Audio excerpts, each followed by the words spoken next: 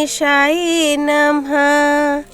ओम श्री सीतारामचंद्राभ्याम नमः।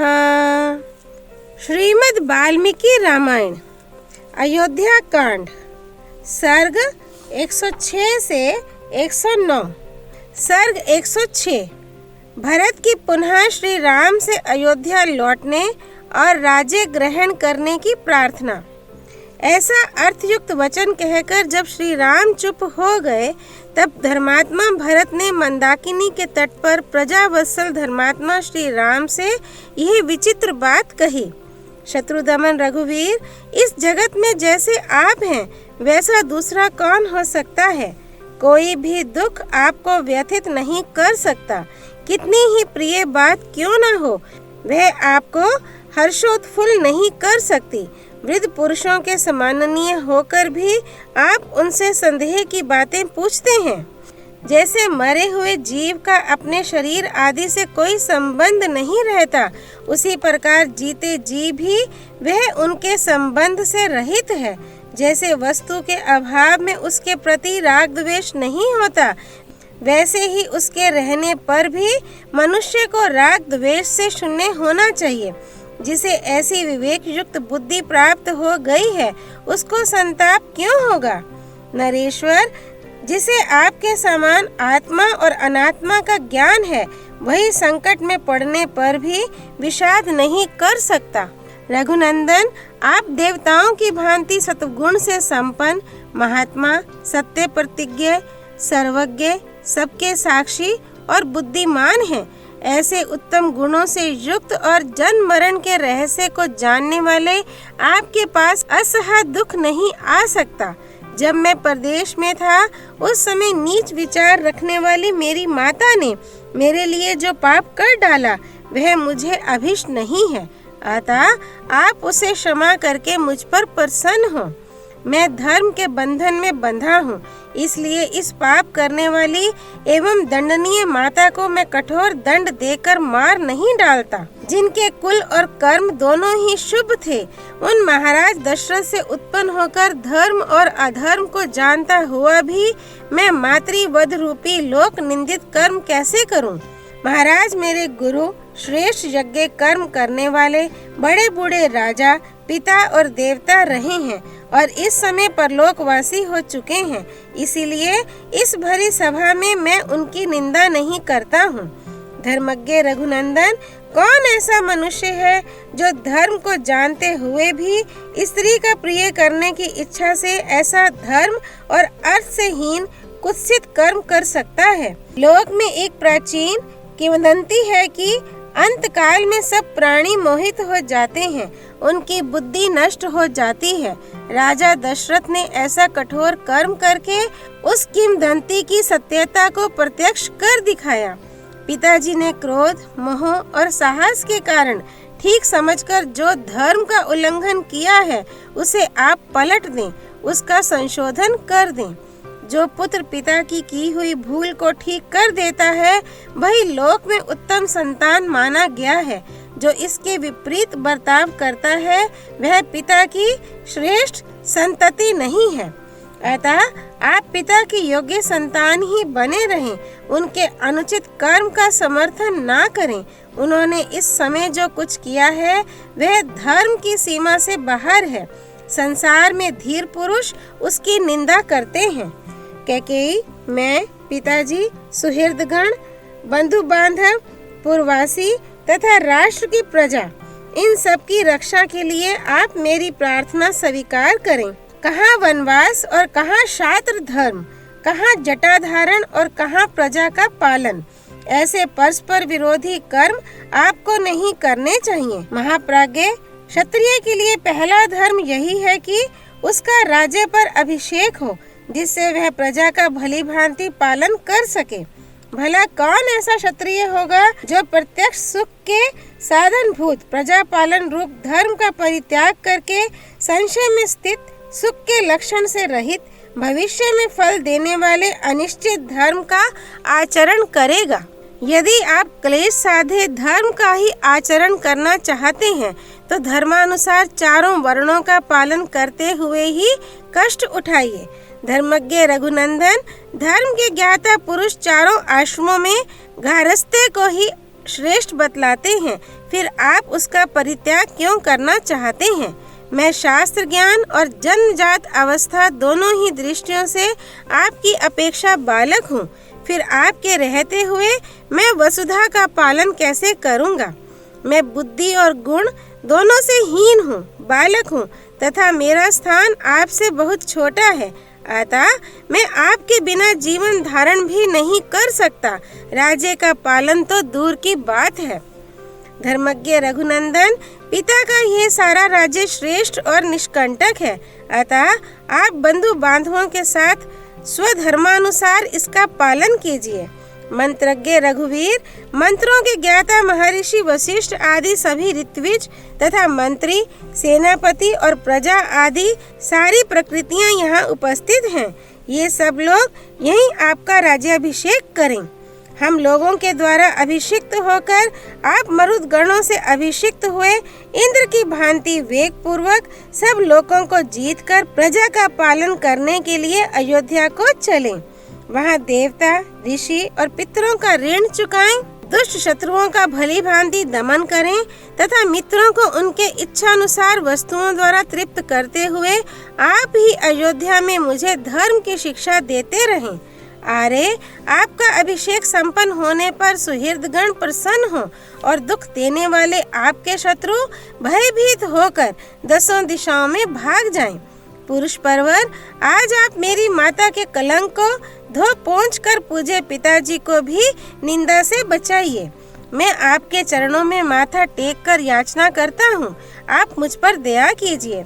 जैसे महादेव जी सब प्राणियों पर अनुग्रह करते हैं, उसी प्रकार आप भी अपने बंधु बांधवों पर कृपा कीजिए।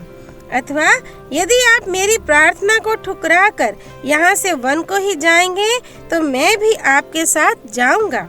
ग्लानि में पड़े हुए भरत ने मनोभिराम राजा श्री राम को उनके चरणों में माथा टेककर प्रसन्न करने की चेष्टा की, तथापि उन सत्वगुण संपन्न रघुनाथ जी ने पिता की आज्ञा में ही दृढ़ता पूर्वक स्थित रहकर अयोध्या जाने का विचार नहीं किया।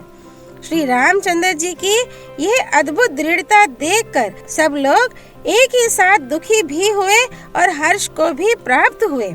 ये अयोध्या नहीं जा रहे हैं, ये सोचकर वे दुखी हुए और प्रतिज्ञा पालन में उनकी दृढ़ता देखकर उन्हें हर्ष हुआ।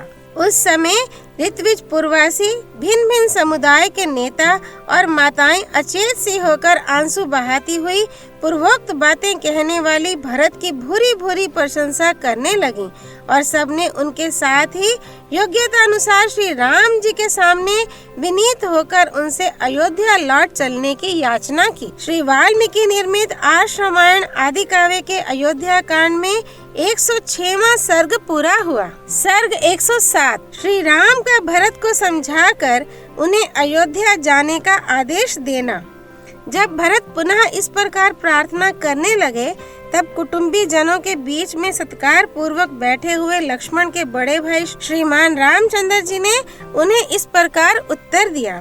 भाई, तुम नृप श्रेष्ठ महाराज दशरथ के द्वारा कैकेयी राजकन्या माता कैकेयी के गर्भ से उत्पन्न हुए हो, अतः तुमने जो ऐसे उत्तम वचन कहे हैं वे सर्वथा तुम्हारे योग्य हैं।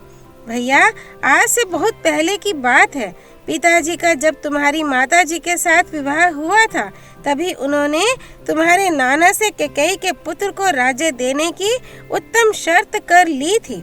इसके बाद देवासुर संग्राम में तुम्हारी माता ने प्रभावशाली महाराज की बड़ी सेवा की। इससे संतुष्ट होकर राजा ने उन्हें वरदान दिया। उसी की पूर्ति के लिए प्रतिज्ञा कराकर तुम्हारी श्रेष्ठ वर्ण वाली यशस्विनी माता ने उन नर श्रेष्ठ पिताजी से 2 वर मांगे। पुरुष सिंह एक वर के द्वारा इन्होंने तुम्हारे लिए राज्य मांगा और दूसरे के द्वारा मेरा वनवास। इनसे इस प्रकार प्रेरित होकर राजा ने वे दोनों वर इन्हें दे दिए। पुरुष परवर, इस प्रकार उन पिताजी ने वरदान के रूप में मुझे 14 वर्षों तक वनवास की आज्ञा दी है। यही कारण है कि मैं सीता और लक्ष्मण के साथ इस निर्जन वन में चला आया हूँ। यहाँ मेरा कोई प्रतिद्वंद्वी नहीं है। मैं यहाँ पिताजी के सत्य की रक्षा में स्थित रहूंगा। राजेंद्र, तुम भी उनकी आज्ञा मानकर शीघ्र ही राज्य पद पर अपना अभिषेक करा लो और पिता को सत्यवादी बनाओ, यही तुम्हारे लिए उचित है। धर्मज्ञ भरत, तुम मेरे लिए पूज्य पिता राजा दशरथ को कैकेयी के ऋण से मुक्त करो, उन्हें नरक में गिरने से बचाओ और माता का भी आनंद बढ़ाओ। तात, सुना जाता है कि बुद्धिमान यशस्वी राजा गए देश में ही यज्ञ करते हुए पितरों के प्रति एक कहावत कही थी। वह इस प्रकार है, बेटा पुत्र नामक नरक से पिता का उद्धार करता है, इसलिए वह पुत्र कहा गया है। वही पुत्र है जो पितरों की सब ओर से रक्षा करता है। बहुत से गुणवान और बहुश्रुत पुत्रों की इच्छा करनी चाहिए। संभव है कि प्राप्त हुए उन पुत्रों में से कोई एक भी गया की यात्रा करे। रघुनंदन, नरश्रेष्ठ भरत, इस प्रकार सभी राजऋषियों ने पितरों के उद्धार का निश्चय किया है। अतः प्रभो, तुम भी अपने पिता का नरक से उद्धार करो। वीर भरत, तुम शत्रुघ्न तथा समस्त ब्राह्मणों को साथ लेकर अयोध्या को लौट जाओ और प्रजा को सुख दो। वीर, अब मैं भी लक्ष्मण और सीता के साथ शीघ्र ही दंडकारण्य में प्रवेश करूंगा। भरत, तुम स्वयं मनुष्यों के राजा बनो और मैं जंगली पशुओं का सम्राट बनूंगा। अब तुम अत्यंत हर्ष पूर्वक श्रेष्ठ नगर अयोध्या को जाओ और मैं भी प्रसन्नता पूर्वक दंडक वन में प्रवेश करूंगा। भरत, सूर्य की प्रभा को तिरोहित कर देने वाला छत्र तुम्हारे मस्तक पर शीतल छाया करे। अब मैं भी धीरे धीरे इन जंगली वृक्षों की घनी छाया का आश्रय लूंगा। भरत, अतुलित बुद्धि वाले शत्रुघ्न तुम्हारी सहायता में रहें और सुविख्यात सुमित्रा कुमार लक्ष्मण मेरे प्रधान मित्र सहायक हैं। हम चारों पुत्र अपने पिता राजा दशरथ के सत्य की रक्षा करें। तुम विषाद मत करो। श्री वाल्मीकि निर्मित आश्रमायण आदि काव्य के अयोध्या कांड में 107वां सर्ग पूरा हुआ। सर्ग 108 जाबाली का नास्तिकों के मत का अवलंबन करके श्री राम को समझाना। जब धर्मज्ञ श्री रामचंद्र जी भरत को इस प्रकार समझा बुझा रहे थे, उसी समय ब्राह्मण शिरोमणि जाबाली ने उनसे यह धर्म विरुद्ध वचन कहा। रघुनंदन, आपने ठीक कहा, परंतु आप श्रेष्ठ बुद्धि वाले और तपस्वी हैं, अतः आपको गंवार मनुष्य की तरह ऐसा निरर्थक विचार मन में नहीं लाना चाहिए। संसार में कौन पुरुष किसका बंधु है और किससे किसको क्या पाना है। जीव अकेला ही जन्म लेता और अकेला ही नष्ट हो जाता है। अतः श्री राम, जो मनुष्य माता या पिता समझकर किसी के प्रति आसक्त होता है, उसे पागल के समान समझना चाहिए, क्योंकि यहाँ कोई किसी का कुछ भी नहीं है। जैसे कोई मनुष्य दूसरे गांव को जाते समय बाहर किसी धर्मशाला में एक रात के लिए ठहर जाता है और दूसरे दिन उस स्थान को छोड़कर आगे के लिए प्रस्थित हो जाता है, इसी प्रकार पिता, माता, घर और धन ये मनुष्यों के आवास मात्र हैं। ककुस, कुलभूषण, इनमें सज्जन पुरुष आसक्त नहीं होते हैं। अतः नरश्रेष्ठ, आपको पिता का राज्य छोड़कर इस दुखमय, नीचे ऊंचे तथा बहुकंटकाकीर्ण वन के कुत्सित मार्ग पर नहीं चलना चाहिए। आप समृद्धिशालिनी अयोध्या में राजा के पद पर अपना अभिषेक कराइए। वह नगरी प्रोषित भर्तृका नारी की भांति एक वेणी धारण करके आपकी प्रतीक्षा करती है। राजकुमार, जैसे देवराज इंद्र स्वर्ग में विहार करते हैं, उसी प्रकार आप बहुमूल्य राजभोगों का उपभोग करते हुए अयोध्या में विहार कीजिए। राजा दशरथ आपके कोई नहीं थे और आप भी उनके कोई नहीं हैं। राजा दूसरे थे और आप भी दूसरे हैं, इसलिए मैं जो कहता हूँ वही कीजिए। पिता जीव के जन्म में निमित्त कारण मात्र होता है। वास्तव में ऋतुमती माता के द्वारा गर्भ में धारण किए हुए वीर्य और रज का परस्पर संयोग होने पर ही पुरुष का यहाँ जन्म होता है। राजा को जहाँ जाना था वहाँ चले गए, ये प्राणियों के लिए स्वाभाविक स्थिति है। आप तो व्यर्थ ही मारे जाते कष्ट उठाते हैं। जो जो मनुष्य प्राप्त हुए अर्थ का परित्याग करके धर्म परायण हुए हैं, उन्हीं के लिए मैं शोक करता हूँ, दूसरों के लिए नहीं। वे इस जगत में धर्म के नाम पर केवल दुख भोग कर मृत्यु के पश्चात नष्ट हो गए हैं। अष्टका आदि जितने श्राद्ध हैं, उनके देवता पितर हैं। श्राद्ध का दान पितरों को मिलता है, यही सोचकर लोग श्राद्ध में प्रवृत्त होते हैं, किंतु विचार करके देखिए तो इसमें अन्न का नाश ही होता है। भला मरा हुआ मनुष्य क्या खाएगा?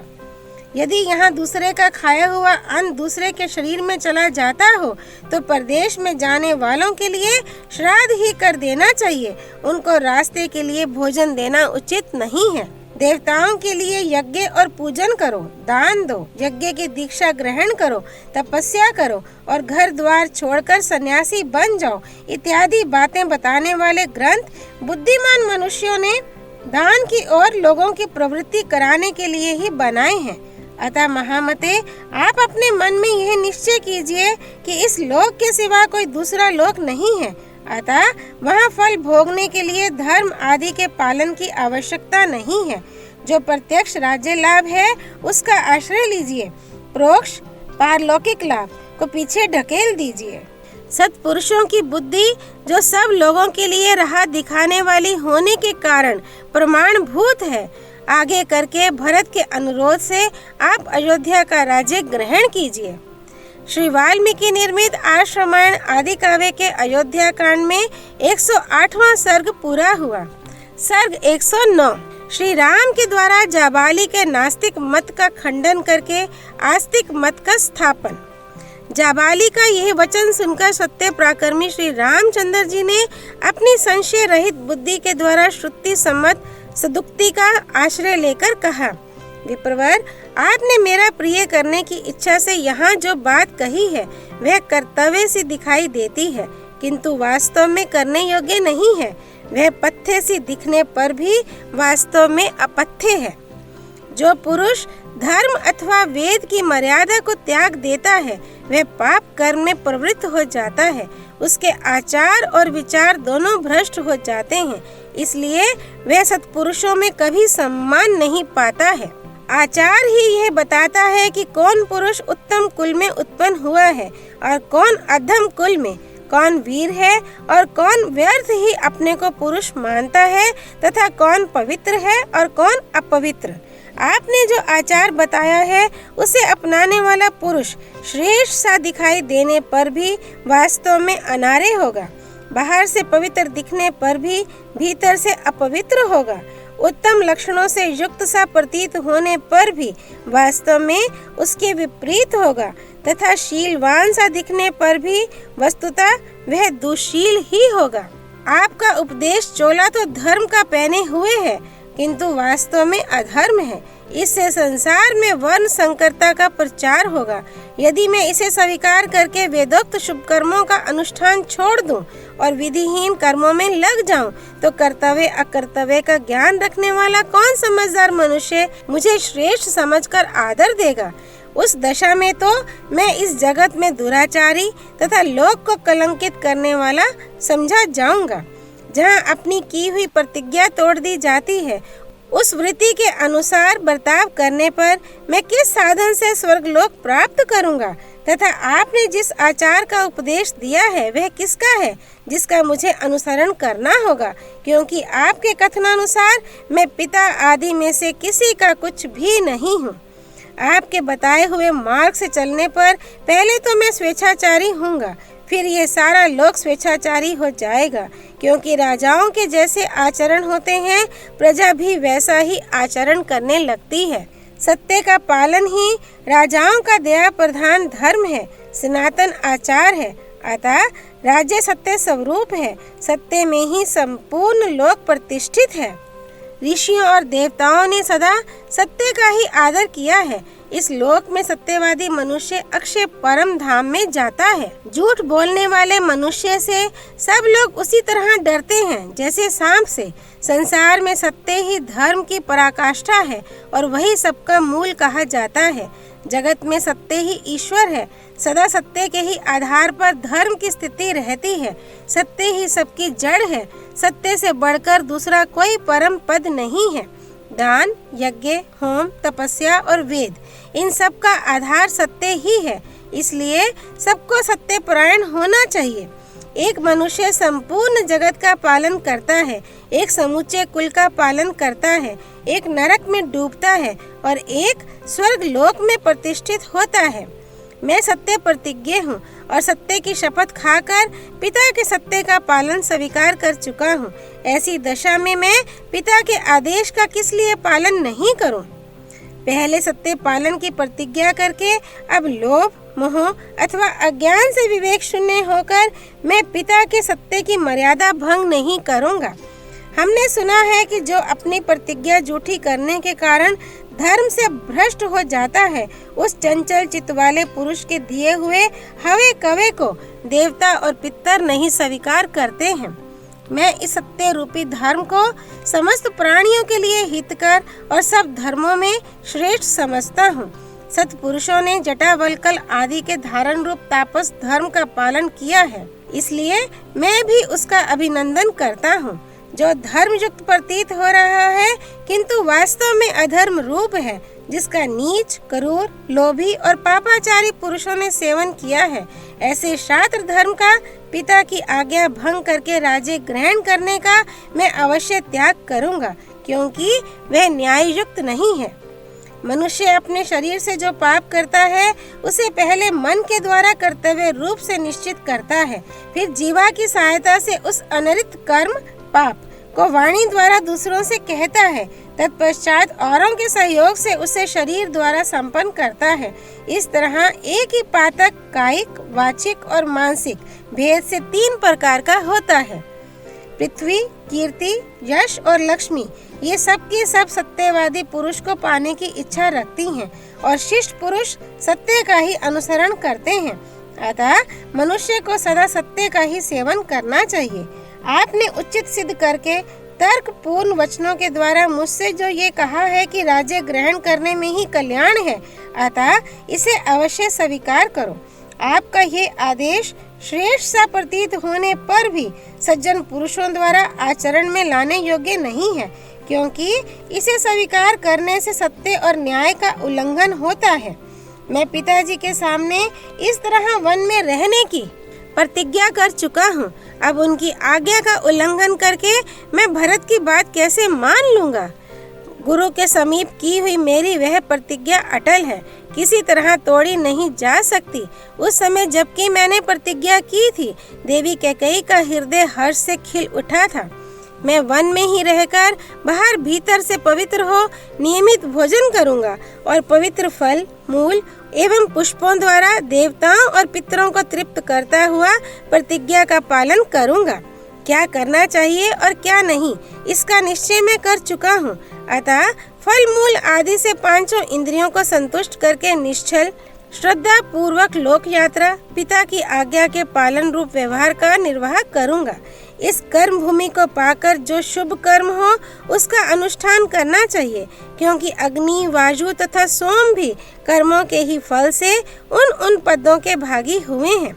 देवराज इंद्र 100 यज्ञों का अनुष्ठान करके स्वर्ग लोक को प्राप्त हुए हैं। महर्षियों ने भी उग्र तपस्या करके दिव्य लोकों में स्थान प्राप्त किया है।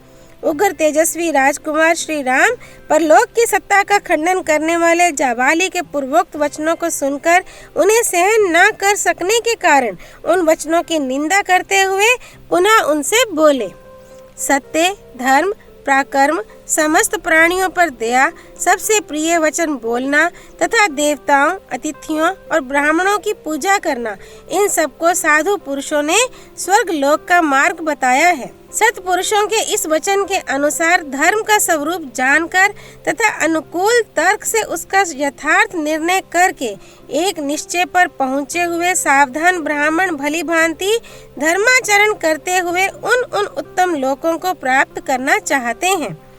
आपकी बुद्धि विषम मार्ग में स्थित है। आपने वेद विरुद्ध मार्ग का आश्रय ले रखा है। आप घोर नास्तिक और धर्म के रास्ते से कोसों दूर हैं। ऐसी पाखंडमयी बुद्धि के द्वारा अनुचित विचार का प्रचार करने वाले आपको मेरे पिताजी ने जो अपना याजक बना लिया, उनके इस कार्य की मैं निंदा करता हूँ। जैसे चोर दंडनीय होता है, उसी प्रकार वेद विरोधी बौद्ध मतावलंबी भी दंडनीय है। तथागत नास्तिक विशेष और नास्तिक चारवाक को भी यहाँ इसी कोटि में समझना चाहिए। इसलिए प्रजा पर अनुग्रह करने के लिए राजा द्वारा जिस नास्तिक को दंड दिलाया जा सके उसे तो चोर के समान दंड दिलाया ही जाए, परंतु जो वश के बाहर हो उस नास्तिक के प्रति विद्वान ब्राह्मण कभी उन्मुख ना हो, उससे वार्तालाप तक ना करे। आपके सिवा पहले के श्रेष्ठ ब्राह्मणों ने इहलोक और परलोक की फल कामना का परित्याग करके वेदोक्त धर्म समझकर सदा ही बहुत से शुभ कर्मों का अनुष्ठान किया है। अतः जो भी ब्राह्मण हैं वे वेदों को ही प्रमाण मानकर स्वस्ति, अहिंसा और सत्य आदि, कृत, तप, दान और परोपकार आदि तथा हुत, यज्ञ, याग आदि कर्मों का संपादन करते हैं। जो धर्म में तत्पर रहते हैं, सत्पुरुषों का साथ करते हैं, तेज से संपन्न है, जिनमें दान रूपी गुण की प्रधानता है, जो कभी किसी प्राणी की हिंसा नहीं करते तथा जो मल संसर्ग से रहित हैं, ऐसे श्रेष्ठ मुनि ही संसार में पूजनीय होते हैं। महात्मा श्री राम स्वभाव से ही दैन्य भाव से रहित थे। उन्होंने जब रोष पूर्वक पूर्वोक्त बात कही तब ब्राह्मण जाबाली ने विनय पूर्वक ये आस्तिकता पूर्ण सत्य एवं हितकर वचन कहा। रघुनंदन, ना तो मैं नास्तिक हूँ और ना नास्तिकों की बात ही करता हूँ, पर लोक आदि कुछ भी नहीं है, ऐसा मेरा मत नहीं है। मैं अवसर देखकर फिर आस्तिक हो गया और लौकिक व्यवहार के समय आवश्यकता होने पर पुनः नास्तिक हो सकता हूँ, नास्तिकों किसी बातें कर सकता हूँ। इस समय ऐसा अवसर आ गया था जिससे मैंने धीरे धीरे नास्तिकों किसी बातें कह डाली। श्री राम, मैंने जो ये बात कही इसमें मेरा उद्देश्य यही था कि किसी तरह आपको राजी करके अयोध्या लौटने के लिए तैयार कर लूं। श्री वाल्मीकि निर्मित आर्ष रामायण आदि काव्य के अयोध्या कांड में 109वां सर्ग पूरा हुआ। सियापति रामचंद्र की जय। राम भक्त श्री हनुमान जी की जय। राम जन्मभूमि अयोध्यापुरी धाम की जय। सरयू नदी की जय। माँ गौरीपति देवों के देव महादेव भगवान शिव शंकर की जय। श्रीमद् वाल्मीकि रामायण की जय। महर्षि वाल्मीकि मुनि की जय। श्री हरि अर्पणमस्तु।